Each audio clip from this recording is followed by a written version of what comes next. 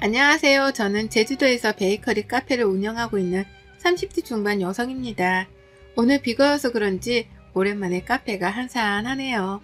혼자 이렇게 여유를 부릴 때면 사연 채널을 즐겨보곤 하는데요. 마침 남편도 마트에 볼 일이 있어 자리를 비웠고 오랜만에 여유를 가져볼 겸 제가 좋아하는 음악을 틀어놓고 창밖을 바라보고 있더니 몇 년 전 제가 겪었던 기가 막힌 일이 생각나 여러분에게 들려드리면 좋을 것 같아 사연을 적어봅니다. 여러분들의 많은 사연을 보고 울고 웃고 또 위로가 되기도 했답니다. 제가 어떤 일을 겪었는지 궁금하지 않으세요? 그럼 지금부터 제 사연을 시작할게요. 저는 어려서부터 보육원에서 자랐습니다. 전라도에 있는 보육원이었는데 장터가 열리던 기차역에서 제가 발견되었다고 해요. 제가 발견된 무렵 지역에서 큰 축제가 열렸는데 아마 그때 부모님을 잃어버린 게 아닐까 생각되네요. 지금은 물론 친부모님과 제외해 행복한 삶을 살고 있어요. 사실 저에게는 생각하기도 싫은 이별의 아픔을 겪은 적이 있어요. 제가 들려드릴 사연이기도 하고요. 20살이 되면 보육원에서 더는 지낼 수가 없어요. 독립을 해야 하기 때문이죠. 엄마이자 아버지였던 선생님들 품을 떠나려니 막상 아쉬웠지만 언젠가는 겪어야 할 아픔이었기에 저는 덤덤한 척 하려고 무지 애썼습니다. 대학에 가고 싶은 마음은 컸지만 혼자 살아가야 하기에 돈을 벌어야겠다고 생각했어요. 공부보다 생계가 더 중요한 시점이었죠. 평소 빵순이로 불릴 만큼 빵에 대한 관심이 많았던 저는 제과 제빵 기능사 바리스타 자격증 공부를 취득했어요. 독립을 위해 선생님들이 마련해주신 방 한 칸 얻을 돈만 들고 서울로 올라와 무작정 앞만 보고 내달렸어요. 작은 옥탑방 하나를 어렵사리 구해 저만의 보금자리를 만들었고요. 경험을 쌓기 위해 동네 빵집, 카페 아르바이트 등 닥치는 대로 일을 했어요. 그러다 우연히 좋은 기회로 이름만 대면 알만한 제빵회사에 계약직으로 근무하게 되었어요. 정직원도 아니고 단기 계약직이었지만 저로서는 큰 영광이었죠. 지점별로 순환 근무를 하며 업무를 어느 정도 익혀나갈 때쯤이었어요. 회사는 대대적인 구조조정을 감행했고 정규직도 아닌 저는 당연히 그만둘 수밖에 없었습니다. 그래도 다행인 건지 큰 회사에서 일했던 경험 덕분인지 유명하다는 베이커리 카페에서 바리스타로 일을 하게 되었어요. 제빵사로 근무하길 희망했지만 바리스타로 근무하며 틈틈이 제빵 일도 도와달라 그러더라고요. 페이도 제 수준에서는 많았고요. 그렇게 업무에 적응을 해나갈 무렵 눈에 띄는 한 사람이 있었어요. 오후 2시가 되면 항상 커피와 함께 크루아상을 주문하는 손님이었어요. 제가 한참 일하는 시간이었고 자주 보던 탓에 자연스레 대화가 오가게 되었어요. 저보다 4살이 많았지만 말도 잘 통하는 것 같아 연락처를 주고받고 왕래하는 사이가 되었죠. 그 남자는 법대에 다니고 있었는데 동시에 사법고시를 준비하는 고시생이었어요. 매일을 마주치다 보니 서로에게 호감이 생겼고 연인으로 발전하게 되었죠. 데이트를 하는데 고시생인 신분이었던지라 남자친구는 돈이 없었어요. 사랑하는데 그까지 돈이 대수냐며 거의 모든 비용은 제가 부담했죠. 남자친구는 고시원에서 생활하고 있었습니다. 그런 사정을 잘 알기에 사랑하기에 아낌없이 퍼주었어요. 남자친구는 자신이 사법고시에 합격하면 저를 평생 책임지겠다고 약속했죠. 행복한 미래를 꿈꾸며 그렇게 사랑을 키워나갔습니다. 내가 사법고시 합격해서 변호사가 되면 우리 결혼하자. 내가 자기 행복하게 해줄게. 남자가 돼서 자기 여자 하나 못 지키면 그게 말이 되나? 내가 꼭 열심히 공부해서 좋은 결과로 보답할게. 기대해줘. 아쉽게도 첫 시험에서는 남자친구가 낙방을 하고 말았어요. 저는 그저 괜찮다며 남자친구를 위로해 주었고 남자친구는 저를 본 면목이 없다며 슬퍼했죠. 그렇게 자그마치 6년이라는 시간을 뒷바라지 해주었습니다. 당시에는 행복한 미래에 대한 확고함이 있었기에 그거 하나만을 보고 남자친구를 뒷바라지 했죠. 지금 생각해보면 저는 고아라고 치지만 남자친구는 자신의 집에 저를 단 한 번도 소개시켜 준 적이 없었어요. 조금이라도 의심을 했어야 했는데 왜 그땐 몰랐을까요? 남자친구를 만난 지도 6년차가 되던 어느 날 마지막이다 생각하고 치른 사법고시에 남자친구가 드디어 합격 소식을 알려왔어요. 저는 그 누구보다 기뻐해 주었고 남자친구도 이제야 좀 숨을 좀 쉬겠다며 안도의 한숨을 내쉬더라고요. 그렇게 연말에 사법연수원 입소를 앞두고 그 전까지 조금의 여유를 느끼라고 조언해 주었습니다. 저는 남자친구에게 고생했다며 원하는 것은 무엇이든 하라며 100만 원이라는 돈을 주었습니다. 형편이 넉넉지 않은 걸로 알고 있었기에 그동안 갇혀 지내다시피 힘들게 마음고생했으니 조금 편히 놀아보라는 의미에서였죠. 지금 생각해보면 제가 왜 그랬는지 의문이네요. 며칠의 시간이 지나 남자친구는 부모님께 인사를 가자고 하는 겁니다. 제가 9월을 안 좋게 보시면 어쩌나 하는 내심 불안한 마음이었죠. 하지만 조금이라도 잘 보이고 싶은 마음에 20만 원이라는 거금을 들여 난생 처음 비싼 원피스도 사 입었습니다. 그때는 무조건 남자친구와 결혼하고 싶었으니까요. 하지만 불길한 예감은 피해가질 않았어요. 남자친구의 집에 방문했는데 생각보다 많이 여유로운 생활을 하고 있더라고요. 강남에 있는 브랜드 아파트였기에 저는 현관에서부터 우아를 되새기며 집안에 들어섰죠. 남자친구가 있어서 그랬는지는 모르겠지만 예비 시어머니가 저를 상냥하게 맞아주시더라고요. 식사를 하고 차를 마시는데 남자친구가 잠시 전화를 받고 오겠다며 자리를 비웠습니다. 그랬더니 예비 시어머니의 표정이 확 돌변하시더니 어쩌다 너 같은 것이 우리 아들한테 틀러붙어서는 이라고 말씀하시는 게 아니겠어요? 저는 제가 잘못 들었나 싶어 어리둥절한 표정을 지었습니다. 뭘 그렇게 멍청하게 굴어? 네가 들은 게 맞아. 이제 곧 변호사 될 사람인데 니까지 게 카단키나 한다니? 듣자하니 너 코아라며? 어디서 근본도 없는 게 우리 아들을 넘봐? 태어나서 그 누구에게 고아라고 멸시를 받아본 적이 없었기에 그저 당황해 말도 안 나왔죠. 이 정도 눈치 줬으면 알아서 떨어지겠지. 장차 변호사 될 사람 앞길 망치지 말고 알아서 떨어져 줘. 좋은 혼처가 널리고 널렸는데 왜 너 따위랑 결혼을 하겠니? 좀 더 현실적으로 생각해봐라. 네가 우리 아들 짝으로 카단키나 한지. 라고 막말을 하는데 어찌할 줄 몰라 그저 우물쭈물할 뿐이었어요. 그렇게 남자친구 집에서 돌아온 뒤 왠지 모를 찝찝함에 잠을 이루지 못하는 날도 많아졌어요. 시간이 흘러 남자친구는 연수원에 입소를 하게 되었고 그때부터 연락이 잘 되지 않았어요. 처음에는 그저 하는 일이 바빠서 그러려니 했죠. 한 달, 두 달, 그렇게 몇 개월을 잊을만 하면 한두 번 연락이 될까 말까 할 정도로 서로에게 소원해짐을 느꼈습니다. 그러던 어느 날 제가 일하던 카페로 저를 찾아온 손님이 있었어요. 상당히 예쁘고 도시적인 느낌의 여자였죠. 김진태 씨 여자친구죠? 나 이진아라고 해요.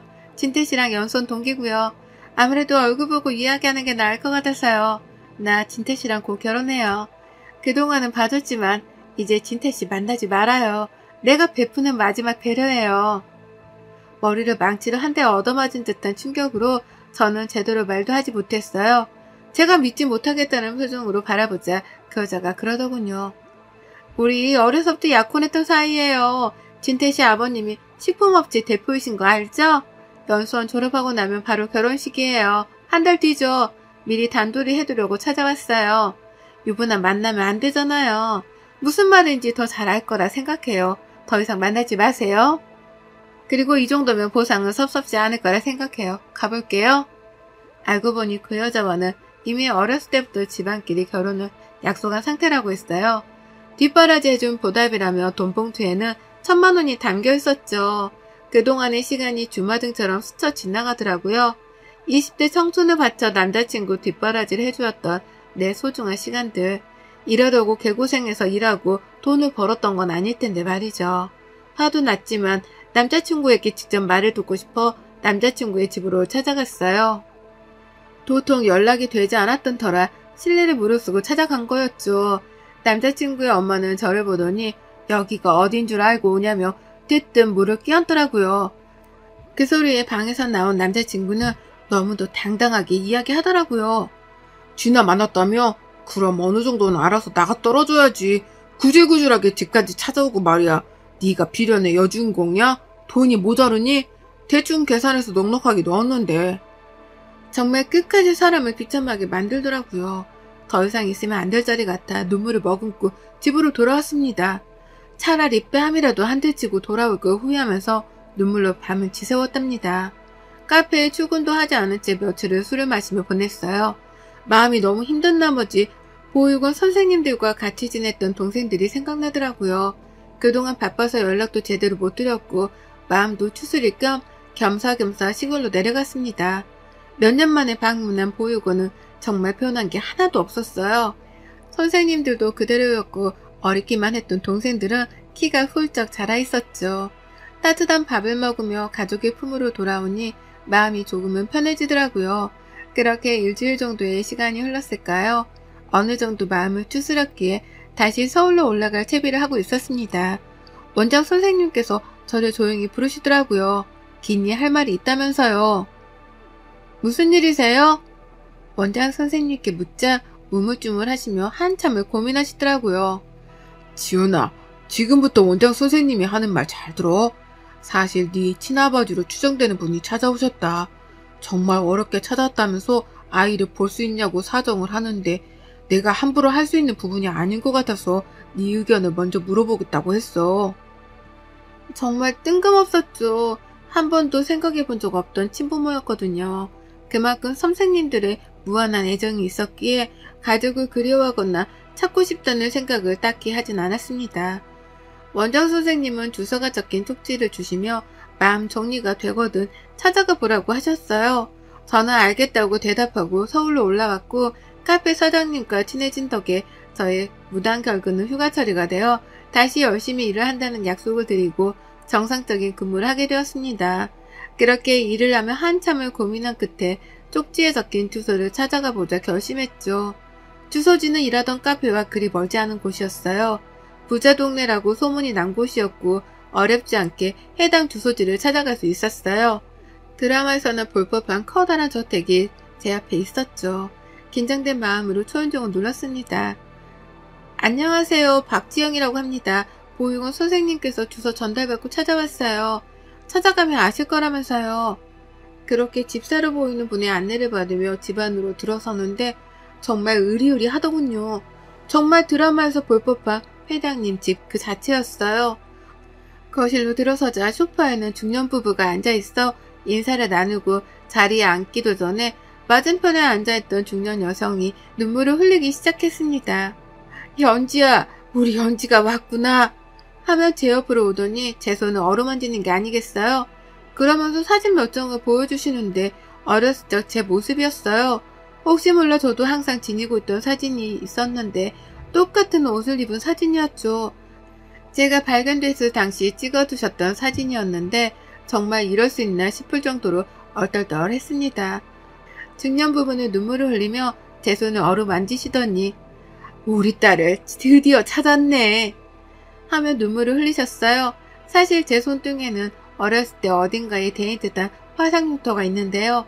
그 상처를 보시고는 친딸이라고 확신을 하셨답니다. 자신들과 폭죽놀이를 하다 생긴 상처라면서요. 저는 확실한 게 좋으니 유전자 검사를 해보자고 했고 며칠 뒤 친자관계가 성립한다는 통보를 받았습니다. 저도 처음에는 얼떨떨하기만 했지만 저에게도 가족이 있다는 사실에 안도했죠.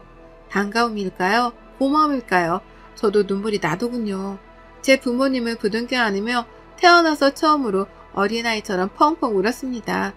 부모님은 지금이라도 그동안 못해준 것들을 다 해주시겠다고 하셨어요. 아버지는 이름만 대면 알만한 기업의 대표셨거든요. 옥탑방을 정리하고 집으로 들어오라 하셨고 저는 바로 다음날 아버지가 보내주신 기사분과 짐 정리를 했습니다. 언제든 딸을 찾을 거라는 생각을 하셨고 그래서 방도 항상 꾸며두고 계셨다고 해요. 그동안 예쁜 옷 못 사 입힌 거, 맛있는 거 못 사줬던 게 한이라며 매일같이 저를 데리고 다니시며 이것저것 사주시기 바쁘셨죠. 저는 부담스러웠지만 내심 기쁘기도 했어요. 처음 느껴보는 부모님의 따뜻함이 어찌나 좋던지요. 그러다 우연히 엄마와 백화점에서 쇼핑을 하는데 아플싸 남자친구와 그 엄마를 마주치게 됐습니다. 다행히 저만 발견한 상태였고 그냥 지나가길 바랬죠. 그 여자는 저희 엄마를 보더니 냉큼 달려와서는 아는 척을 하더라고요. 사모님, 여긴 어쩐 일이세요? 쇼핑 나오셨어요? 옆에 있는 이 여자분은 아니 너는? 우리 연지를 아세요? 내가 말했죠? 예전에 잃어버렸다던 우리 딸 얼마 전에 재회했답니다. 그래서 이렇게 좋은 시간을 보내고 있지요. 이 여사님은 그동안 잘 지내셨죠? 아, 네. 저야 잘 지냈죠. 아들 결혼 준비로 바쁘답니다. 어떻게 이런 일이. 남자친구의 엄마는 변해버린 저의 모습을 보고 놀란 눈치였어요. 그렇게 며칠의 시간이 지났을까요? 남자친구에게 연락이 오는 겁니다.